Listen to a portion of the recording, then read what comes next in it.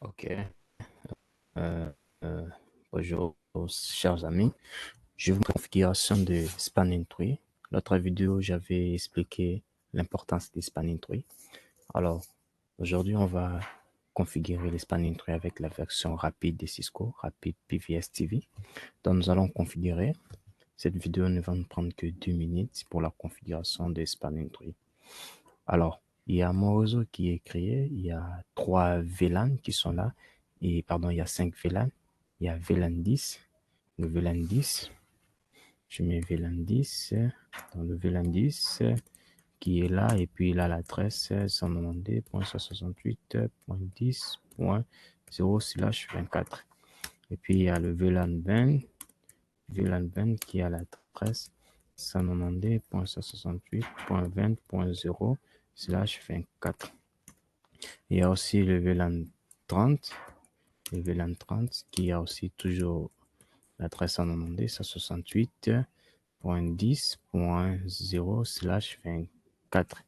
Il y a le VLAN natif qui est le VLAN de gestion, le VLAN 40, pardon, pas natif, sorry.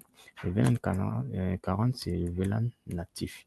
Et puis il y a le VLAN 50 qui est le VLAN de gestion, le VLAN 50 qui est le VLAN de gestion, et voici son adresse 192.168.0/24. Voilà, c'est à quoi est configuré. J'ai déjà configuré le VLAN. Si vous regardez le PC ici, vous allez voir, il a l'adresse 192.168.10.10. Donc, il est dans un VLAN 10 qui est le nom data. Si vous venez ici, vous regardez, il y a VLAN et toujours la même adresse 192.168.10.11. Donc, les deux PC ici sont dans le même réseau. Et quand je viens ici, je regarde ces PC ici, il a une adresse 192.168.20.10. Donc, on voit déjà la différence de ces deux réseaux différents, des VLAN. Je peux vérifier si les connexions passent. Et puis, on remarque que, bon, c'est le premier essai. Voilà, on voit que la connexion passe. Dans toutes les connexions, vous pouvez essayer. Celui-ci vers un autre réseau encore. Vous pouvez... Sorry, il faut que je ferme celui-ci. Je ferme encore. Voilà, je te ferme. OK. Vous pouvez essayer avec celui du VLAN 20. Vous regardez avec le VLAN 30, ça ne marche pas, on peut refaire, je double-clique, euh, je double-clique encore, je, bon, je peux carrément refaire,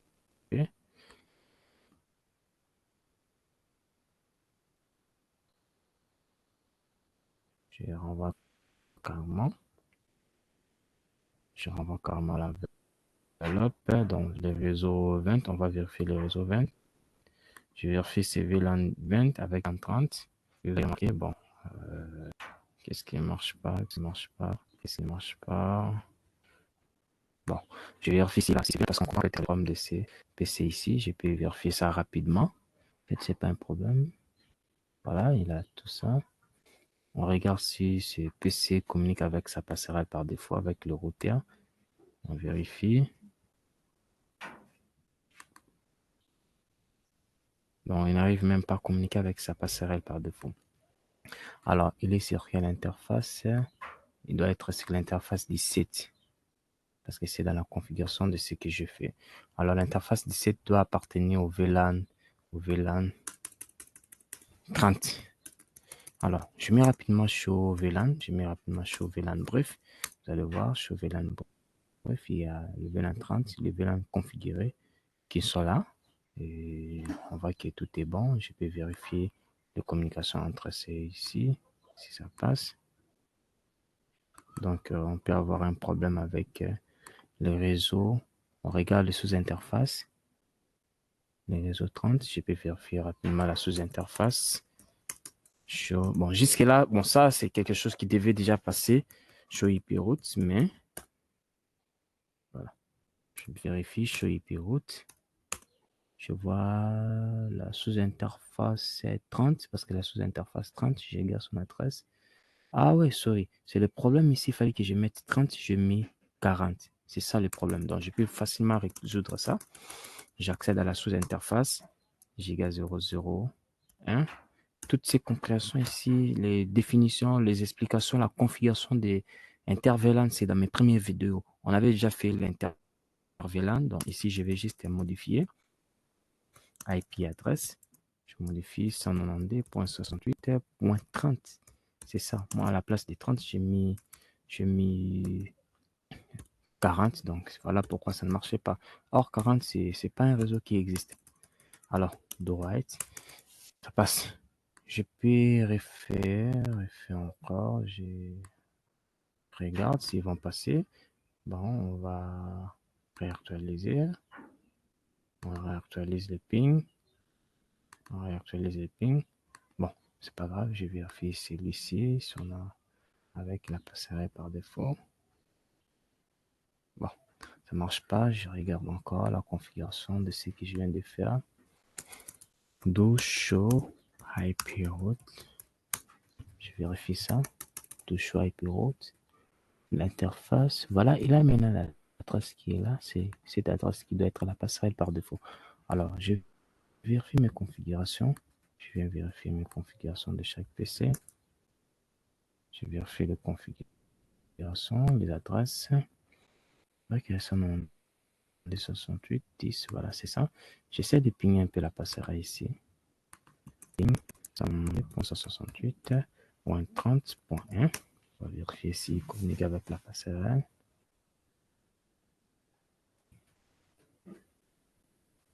On va vérifier.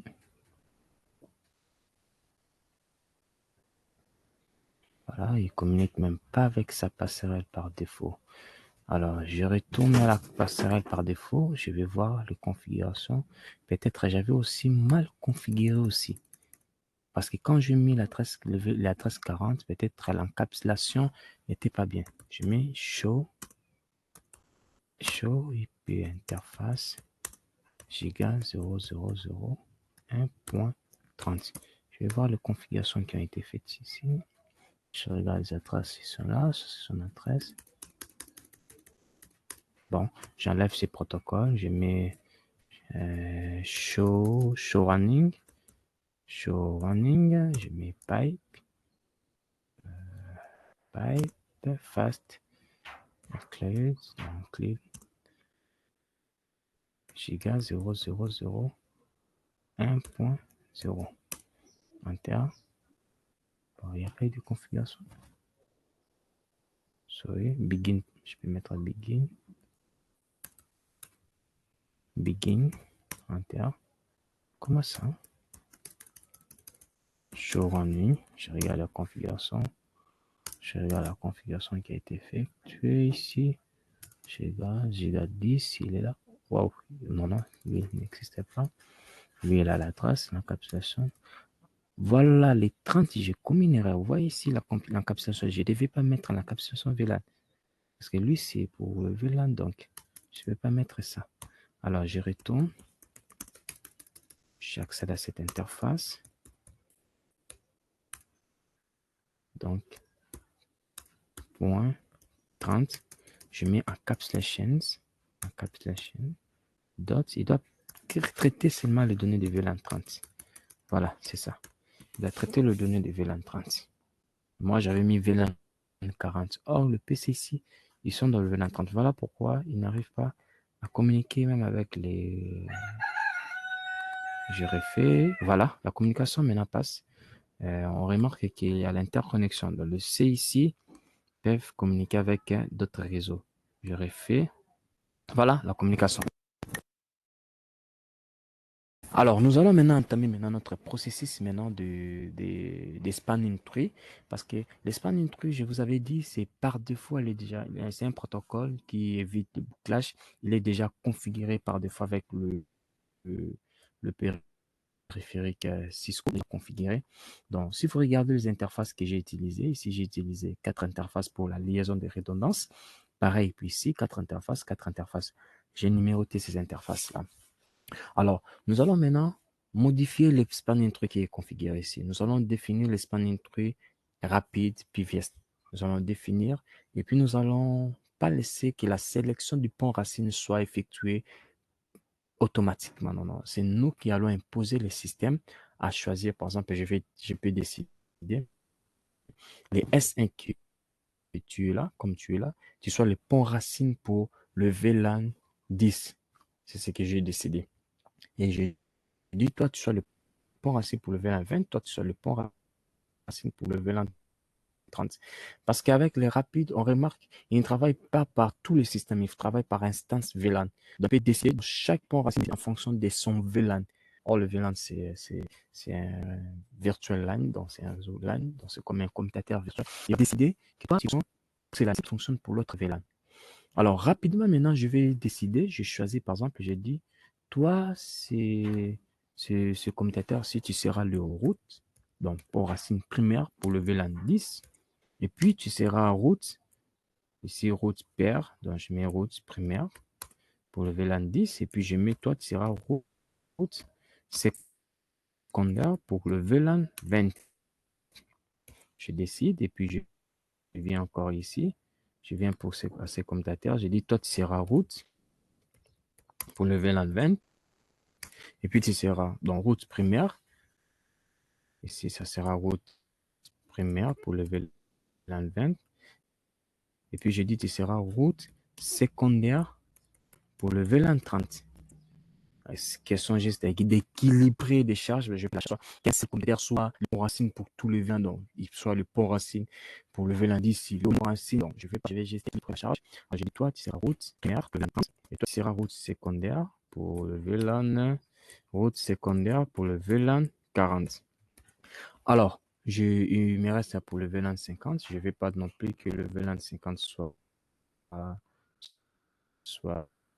toujours tous système par automatiquement, donc par défaut, je dis tu seras encore route pour le VLAN, donc route primaire pour le VLAN 50. Je décide, et puis je viens ici à ce commutateur qui est SD, je dis toi ici, tu seras route, je peux définir route secondaire, mais secondaire avec un niveau prioritaire, je peux dire ça route secondaire pour le VLAN 50. Et je définis ici, je mets aussi, toi, tu seras aussi secondaire pour le VLAN 50 toujours. Je définis, parce que c'est moi qui suis administrateur. Je dis que tu seras route secondaire pour le VLAN 50. Maintenant, la différence entre le D secondaire ici, pour lui c'est secondaire, l'autre secondaire, ici à SD, je peux modifier la priorité parce qu'on choisit pour être priorité, tu dois avoir pour être, sélectionné comme port racine, tu as priorité plus petite, pardon. C'est lui qui a la priorité la plus petite, c'est lui qui est sélectionné. Alors, étant donné par défaut, les compétiteurs ont tous le même priorité, d'abord, je vais diminuer la priorité pour les primaires et puis pour les secondaires entre les deux secondaires ici pour que lui soit sélectionné en premier lorsque la route principale, lorsque le pont racine principal ne va plus fonctionner. Je vais utiliser carrément, donc c'est SD qui sera sélectionné comme primaire à la différence de celui-ci. Pourquoi? Parce que si je vais modifier la priorité.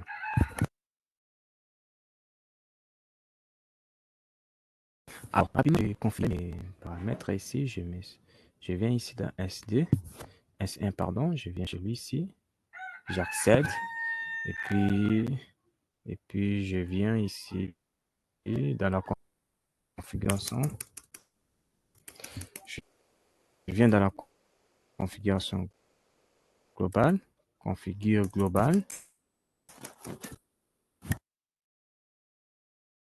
Je viens dans la configuration globale. Je mets span tree. J'active d'abord le mode. Je mets le mode rapide. J'active le mode rapide.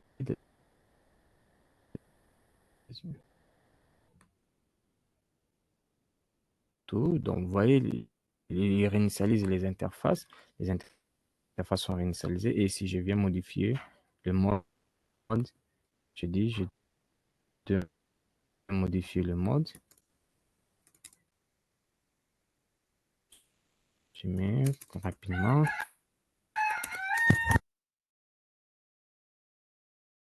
Spanning Tree mode rapide.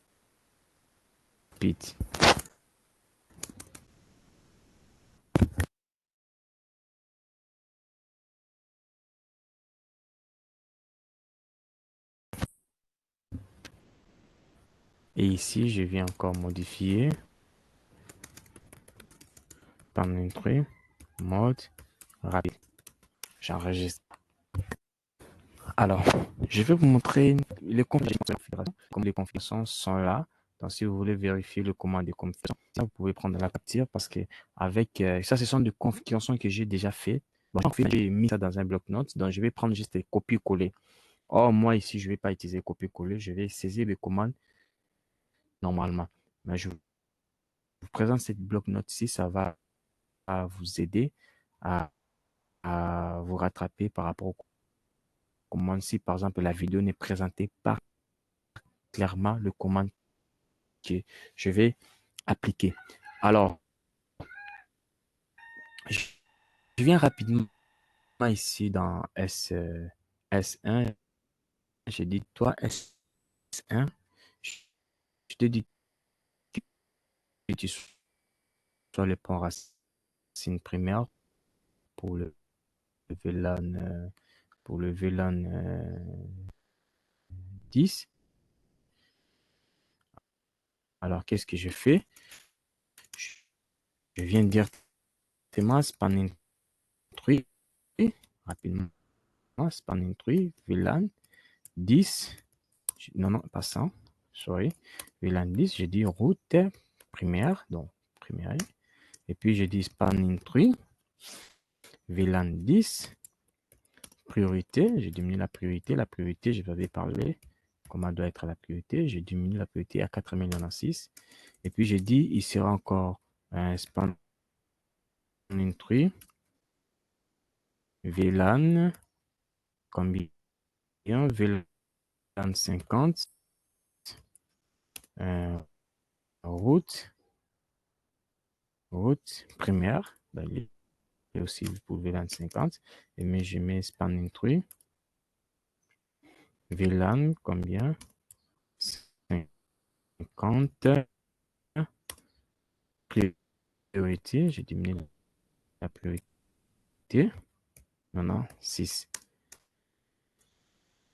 Et puis, il sera pour VLAN 20 secondaire. Donc, je mets VLAN 20 route secondaire. Lui, je ne dis pas que là, il est tel qu'il a. Et puis, je vais directement dans d'autres commutateurs. Je viens dans ces commutateurs ici, SD ici, je viens vite chez lui. Et puis, je vais configurer en regardant toujours les instructions que j'ai mis à côté. Je regarde les instructions. Bon, je peux soulever ça un peu pour que ça vous aide. Je soulève ça un peu. OK. Alors, j'ai mis spanning tree. Mode, j'avais déjà activé le VLAN. VLAN 20. Je mets route primaire. Puis, je mets spanning tree. VLAN 20. Priorité. C'est 4096, donc 4096. Il est encore secondaire pour le VLAN 30. Donc, je mets spanning tree, VLAN combien? 30. Route secondaire. Il est pour le VLAN 30 secondaire. Alors, je mets spanning. Pour VLAN 30, comme il est l'unique secondaire, je ne modifie pas la priorité. Je laisse toujours la priorité de 32 000 pour le secondaire VLAN 30. Alors, je mets VLAN 50. VLAN 50. Oh, VLAN 50, il est secondaire. VLAN 50, il est secondaire. Mais sauf qu'il y a deux secondaire. Il y aura le S3 aussi qui sera secondaire pour le VLAN 30, pour le VLAN 50. Alors ici, je modifie la priorité parce que je veux que lorsque le pont racine S1 qui va plus marcher, il y aura maintenant un problème de sélection, un choix où on doit sélectionner les secondaires. Or, on a désélectionné. Alors, qui doit être en premier, qui doit être sélectionné entre les deux. Moi, je veux que le pont racine de SD soit sélectionné. Alors, je mets VLAN, je mets VLAN 50, je mets priorité. La priorité géographique, je mets par exemple 4000 parce que 4000 c'est de ce côté ici déjà. Alors, je peux mettre 40, ce qui suit 4000, c'est 4000 plus 4000, donc on doit incrémenter 0, 4096, 4096 plus 4096, c'est 8000, je crois, 8000, combien, 8100, 100, c'est 8000 quelque chose là. Donc, j'ai facilement calculé. Au lieu de m'embrouiller encore la tête. 8000. Donc, nous avons 4000. Bon, 4096. On met juste FAD. Ça donne 8190. Voilà, c'est ça. Bon, je vous l'avoir la confirmation. 8190. Donc, je mets comme ça. Et puis, je mets span tree. Span tree. Pour 30 déjà, il est donc c'est fini pour ces commutateurs ici. Voilà, c'est fini pour ces commutateurs. Et puis, je viens au troisième commutateur, un troisième commutateur ici, je viens directement ici au troisième commutateur. Puis, je mets, voilà, je mets le key, je mets spam key. Moi, déjà été activé, je mets VLAN, c'est le key, 30, je route pour le 30, je mets route première. Donc là, je diminue la priorité, VLAN 30, et puis priorité, je mets 40, 96, et puis les secondaires pour le VLAN 40, spanning tree, VLAN 40, secondaire, non, route, secondaire, enter, et il est pour le VLAN 50, protéger 50. Alors, le spanning tree est activé dans tout le commutateur. Qu'est-ce que vous remarquez? Vous remarquez que les interfaces sont, les interfaces sont activées. Oui, sont activées. Mais en réalité, quand on viendra vérifier chaque interface ici, on verra qu'il y aura des blocages pour chaque pont racine. Par exemple, lui, il est le pont racine pour le VLAN 10. Il active toutes ces interfaces. Toutes ces interfaces sont des ports désignés. Alors, lui, il est le VLAN pour le VLAN port racine pour le VLAN 30. Peut-être il avait bloqué les interfaces ici. Or, il a bloqué les interfaces qu'il a un autre port racine ici. Les interfaces, allez, on verra qu'il va bien, mais sauf qu'il y a des données, prenons par exemple, les données de VLAN 30, peut-être ne peuvent pas circuler, passer par cette interface ici. Pourquoi? Parce que selon le port racine, il a bloqué les liaisons là-bas, les liaisons, toutes les liaisons qui sont de l'autre côté. Et on peut remarquer, il y a seulement les données de VLAN 20 ou bien le VLAN 10 qui circulent. Donc, chacun travaille maintenant selon, pas selon selon l'arbre de la commutation normale. Il travaille selon chaque VLAN, l'instance de chaque VLAN. Donc, c'est ça. Et puis, quand je vous montre bon, je vais dans la vidéo, ça sera port facile, ici.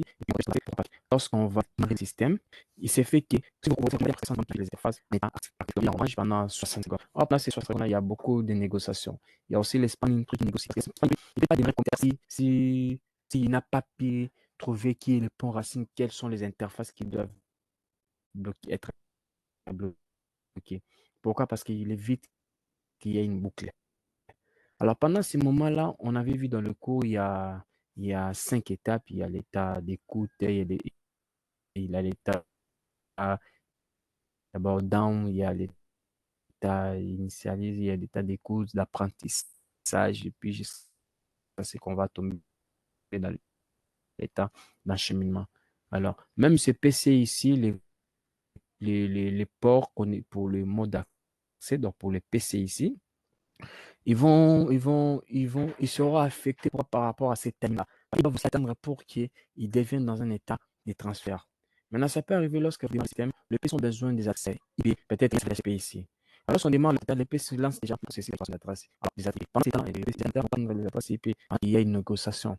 Alors, qu'est-ce qu'on doit faire? Il n'y a pas seulement côté à DHCP, il y a beaucoup de raisons. Alors, qu'est-ce qu'on doit faire? On vous dit au PC, non, vous n'allez pas subir, vous n'allez pas passer à la